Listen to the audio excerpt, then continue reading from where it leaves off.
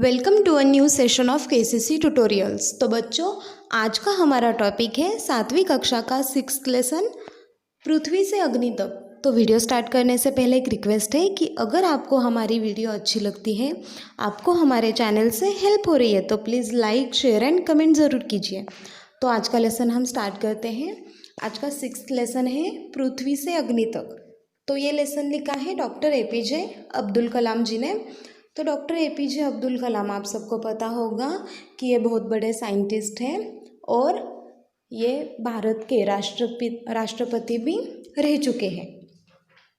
तो इनका जन्म 15 अक्टूबर 1931 को रामेश्वरम, तमिलनाडु में हुआ है।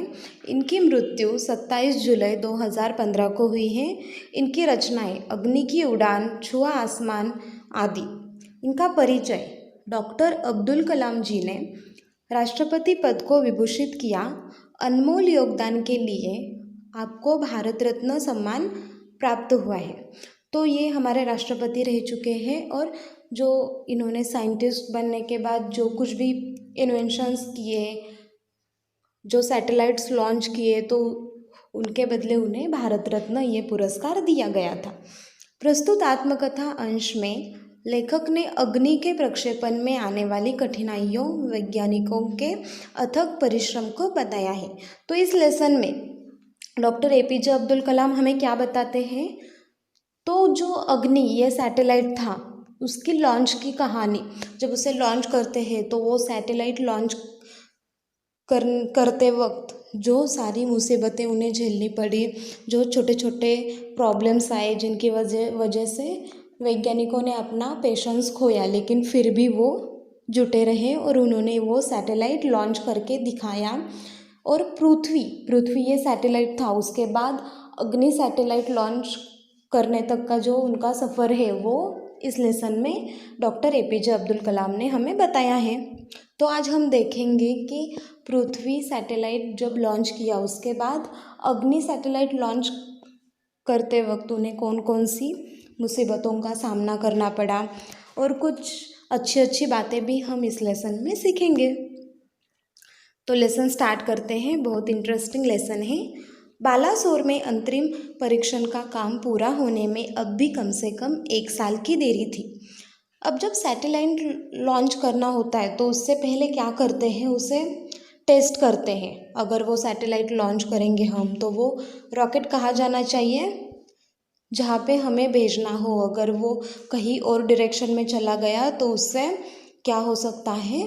ब्लास्ट हो सकता है, इसीलिए बहुत हानि हो सकती है। इसलिए हमें क्या करना है, तो वो सैटेलाइट क्या करते हैं, तो टेस्ट करते हैं। तो वो उस टेस्ट के लिए कितने दिन बाकी थे? तो कम से कम 1 साल लगना था। और बालासोर ये एक प्लेस है जो कि ओडिशा में है। तो परीक्षण मतलब क्या? टेस्ट। तो उस टेस्ट के लिए अभी 1 साल की देरी थी। हमने पृथ्वी के प्रक्षेपण के लिए श्रीहरिकोटा अंतरिक्ष केंद्र में विशेष सुविधाएं स्थापित की। अब सैटेलाइट लॉन्च करना है तो उसके लिए बहुत सारी सुविधाएं, फैसिलिटीज़ करनी पड़ती है। जैसे कि हमें आगे दिया है, इनमें से एक लॉन्च पैड। अब लॉन्च पैड क्या होता है? तो लॉन्च पैड एक वो एरिया है जिस पर रॉकेट लॉन्च करने के लिए खड़ा किया जाता है। अब रॉकेट लॉन्च करना है तो उसे सही डायरेक्शन में उसका एरो रख के क्या करते हैं, उसे खड़ा करते हैं। तो जिस जगह, जिस प्लेस पर उसे खड़ा करते हैं, उसे कहते हैं लॉन्च पैड। ठीक है। उसके बाद लॉन्च पैड के बाद क्या है? Block house. अब ब्लॉक हाउस क्या है? तो हाउस से ही आपको पता होगा। और ब्लॉक मतलब क्या? तो ब्लॉक हाउस ये एक शेल्टर, ऐसा हाउस है जहाँ से हम क्या कर सकते हैं, तो सैटेलाइट को ऑब्जर्व कर सकते हैं। ऑब्जर्वेशन की पॉइंट ऑफ व्यू से वो ब्लॉक हाउस बनाया गया होता है। जैसे कि अगर वो लॉन्च हो रहा हो तो ब्लॉक हाउस क्या करता है, उसे ऑब्जर्व करके कोई तकनीकी खराबी है या कुछ और खराबी है उसके बारे में बताता है, अलर्ट करता है। नियंत्रण उपकरण मतलब क्या? तो कंट्रोल डिवाइस। अगर कोई भी प्रॉब्लम है, ऑब्जर्वेशन सेंटर से हमें पता चल रहा है कि कोई भी प्रॉब्लम है, सैटेलाइट लॉन्च करने के बाद वो सही डायरेक्शन में उसकी डेस्टिनेशन पे नहीं पहुंचेगा, तो हम क्या करेंगे, उसे कंट्रोल करना पड़ेगा क्या? हाँ बिल्कुल, उसे कंट्रोल करना पड़ेगा। तो उसे कंट्रोल करने के लिए ये नियंत्रण उपकरण होता है। तथा चलित दुर्मिति केंद्र। अब चलित दुर्मिति केंद्र मतलब क्या, तो मोबाइल टेलीकॉम सेंटर। तो इससे क्या होता है, तो कम्युनिकेशन के लिए ये केंद्र होता है। तो ये सारे इंतज़ाम किए गए थे कहाँ पे, श्रीहरिकोटा में। तो श्रीहरिकोटा कोटा ये क्या है, तो लॉन्च सेंटर है, जो कि कहाँ है, आंध्र प्रदेश में, नेल्लोर सिटी में है ये। पृथ्वी उपग्रह को 25 फरवरी 1988 को सुबह 11:23 पर छोड़ा गया। अब पृथ्वी उपग्रह मतलब पृथ्वी जो सैटेलाइट है, तो उसे 25 फरवरी 1988 मतलब 1988 को सुबह 11:23 पर छोड़ा गया, मतलब लॉन्च किया गया। अब लॉन्च करना मतलब क्या होता है कि वो जो सैटेलाइट है हमें क्या करना है, स्पेस में छोड़ना है। तो उसे छोड़ने के लिए कोई व्हीकल चाहिए होता है, तो उसे क्या कहते हैं, SLV। मतलब क्या, SLV मतलब सैटेलाइट लॉन्च व्हीकल, आम भाषा में उसे रॉकेट कहते हैं। तो रॉकेट से उसे छोड़ा जाता है। रॉकेट में इंजन होता है, ऑयल होता है, जिसकी वजह से क्या करता है, वो सही डायरेक्शन में ऊपर स्पेस में जाता है। स्पेस में जाने के बाद क्या होता है, तो स्पेस में जाने के बाद वो सैटेलाइट वहीं पे छोड़ देता है जिस ऑर्बिट में हमें वो भेजना था। उसके बाद वो रॉकेट क्या होता है, तो धीरे धीरे करके जब ऑयल इंजन खत्म हो जाए तो वो क्या होता है, नीचे गिर जाता है और ऊपर सिर्फ सैटेलाइट रहता है। तो हाँ, वो ऊपर छोड़ा गया मतलब क्या, तो लॉन्च किया गया, रॉकेट को ऊपर भेजा गया। यह देश के रॉकेट विज्ञान के इतिहास में एक युगांतरकारी घटना थी। अब ये जो घटना है पृथ्वी सैटेलाइट लॉन्च करने की, ये बहुत क्या थी, तो युग प्रवर्तक घटना थी। युगांतरकारी मतलब अभी ऐसा कोई, भारत ने ऐसा कोई सैटेलाइट लॉन्च नहीं किया था पृथ्वी को टक्कर देने वाला, इसलिए वो क्या था, तो बहुत अच्छी एक घटना थी जिससे हमारे भारत में रॉकेट विज्ञान में चेंजेस आए हैं, ये पता चलेगा। निर्देशित मिसाइलों के क्षेत्र में एक आत्मनिर्भर देश के रूप में उद्भव ने संसार के सभी विकसित देशों को विचलित कर दिया। अब निर्देशित मिसाइलों के क्षेत्र में मतलब मिसाइल, अब मिसाइल मतलब क्या, ये भी रॉकेट ही होते हैं।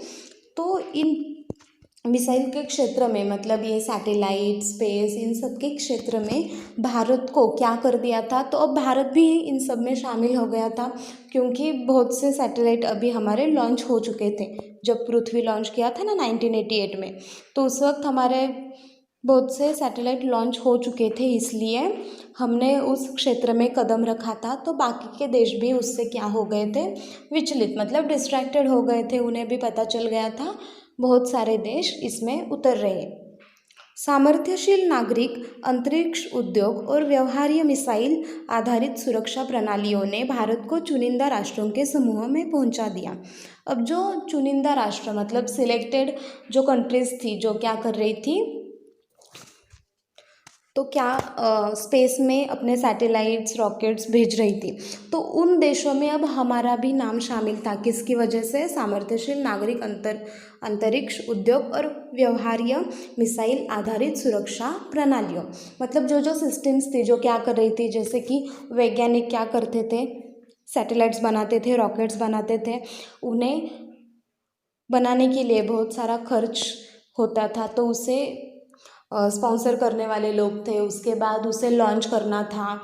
तो इन सब में जो जो भी लोग शामिल थे, तो उन्होंने हमें इन चुनिंदा, इन सिलेक्टेड कंट्रीज़ में शामिल किया था। उनकी वजह से अब हम क्या थे, तो हम भी क्या थे, तो हम भी वो जो स्पेस में रॉकेट, सैटेलाइट भेजते हैं, तो उन देशों में शामिल हो गए थे। तो उन्हीं में से एक साइंटिस्ट थे APJ अब्दुल कलाम। पृथ्वी और अग्नि, इन सब जो सैटेलाइट्स बनाए गए थे, तो उन वैज्ञानिकों में भी शामिल कौन थे, तो APJ अब्दुल कलाम। लेकिन क्या एक पृथ्वी ही पर्याप्त होगा? अगर हमने पृथ्वी सैटेलाइट लॉन्च किया है, तो सिर्फ पृथ्वी सैटेलाइट लॉन्च करने से क्या ये मतलब पर्याप्त है? हमें और भी सैटेलाइट्स लॉन्च करने हैं ना? सिर्फ पृथ्वी लॉन्च करके हमें रुकना चाहिए क्या? नहीं। क्या 4-5 मिसाइल प्रणालियों का स्वदेशी विकास हमें पर्याप्त रूप से ताकतवर बना पाएगा? अब क्या होता है, मिसाइल्स जो कोई कंट्री दूसरे कंट्री पे हमला करना हो तो भेजती है, पता है ना आपको? मूवीज़ में वगैरह आपने देखा होगा कि जब मिसाइल हम लॉन्च करते हैं तो वो किसी एक डायरेक्शन में भेजना हो तो हम क्या करेंगे, वो उसी डायरेक्शन में भेजेंगे। उन पर हमला करने के लिए भी हम वो यूज़ कर सकते हैं। जैसे अच्छे अच्छे यूजेस हैं इन सैटेलाइट्स के, वैसे बुरे भी यूजेस हैं। तो उससे क्या होगा, तो उस पूरी कंट्री पे वो हमला कर सकते हैं। और अगर वो, उन्हें पता है कि ये ताकतवर कंट्री है, ये भी अगर हम उन पे मिसाइल लॉन्च करेंगे तो वो भी हम पर वो मिसाइल छोड़ सकते हैं। तो इसीलिए हमें क्या करना है, ताकतवर देश बनना है। तो 4-5 मिसाइल लॉन्च करके हम ताकतवर बन पाएंगे क्या? नहीं। उसी समय अग्नि को एक टेक्नोलॉजी प्रदर्शन परियोजना के रूप में विकसित किया जा रहा था। तो यही विचार करके कि हम हमारे देश को भी ताकतवर बनाना है, इस सोच को मद्देनज़र रखते हुए इन लोगों ने क्या किया, तो अग्नि को लॉन्च करना चाहा। अग्नि सैटेलाइट बनाने की योजना इन सब ने बनाई। तो वो क्यों, अग्नि क्यों लॉन्च करना था? तो हम टेक्नोलॉजी प्रदर्शन करना चाहते थे। टेक्निकली हम क्या है, स्ट्रांग है, ये बताना चाहते थे। देश के भीतर उपलब्ध समस्त संसाधनों को दांव पर लगाकर, यही एक उत्तर था। अग्नि टीम में 500 से अधिक वैज्ञानिक और इन विशाल प्रक्षेपणों में अनेक संगठनों का नेटवर्क बनाया गया था।